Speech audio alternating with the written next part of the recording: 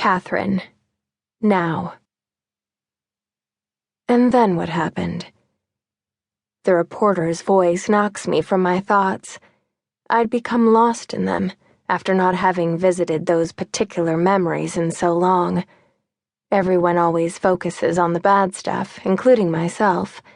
What he did to me, how long he kept me, where he kept me, how he chained me like a dog and blindfolded me and I couldn't see anything and I was so incredibly scared that I peed my pants when he peeled the blindfold away from my eyes that first time. I knew by the determined look on his face what he was going to do to me. But I didn't really know, because my sexual education wasn't much beyond a few YA books I'd read with very tame sex scenes and those awful movies they show at school about getting your period and hormones and stuff. I had fun that morning, I say, my tongue thick in my mouth, because I did have fun that morning, and there's a hint of bittersweet in those memories. Sarah and I were laughing and being silly, which should make me smile, but it's so painful to remember the good moments of that day. They're completely overshadowed by the bad. We met my parents for lunch at the food court, just like we promised. I had a corn dog. The details are still there, a little hazy, but the more I talk, the clearer they become. I remember the seagulls that dive-bombed the tables as we ate, how I dropped the last bite of my corn dog on the ground, and the white and gray bird swooped in, stealing it before I could even snatch it back.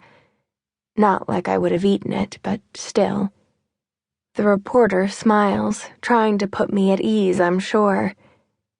It was a nice day with your family and your best friend. Yes, I nod, thinking of Sarah. How we grew apart after everything that happened. How she didn't like to be around me because I made her uncomfortable. She told me that once, both of us crying and not understanding why we couldn't get back to that place we'd been before, when we were best friends. She'd blurted it out, clamping her lips shut the moment the words were said. She looked like she wanted to take them back. But she couldn't. It was too late. She felt guilty, she said. She hadn't protected me, and I thought that sounded like a crock of crap, but I didn't argue with her. By high school, we were strangers. She wouldn't even look at me when we passed by each other in the hallway between classes, and I heard rumors that she said bad things about me. I don't know if any of it was true. After I left, I never saw her again. Do you still talk to Sarah? The reporter asks, as if she can reach into my brain and know exactly what I'm thinking. I'd heard that she's incredibly intuitive, and I should be on guard. She knows just how to get information out of people before they even know they're offering it. No.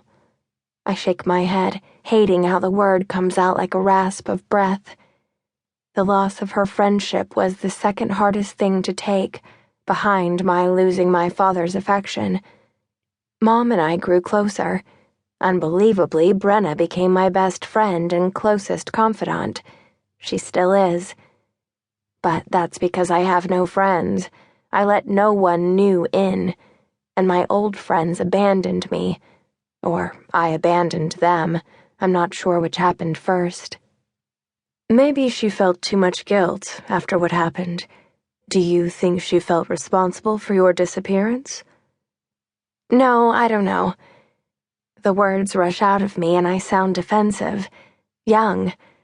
I swore I would remain cool and composed, and the reporter, her name is Lisa, promised she wouldn't ask me uncomfortable questions. She would wait for me to volunteer information. But I bet she thought the uncomfortable stuff would deal with Erin William Monroe, not my long-lost best friend. Lisa's staring at me right now, trying to pick apart my brain, and I shudder it closed, pressing my lips together so no unwanted words escape. I've created all sorts of defense mechanisms over the years, and this is one of them. Tell me what happened after lunch.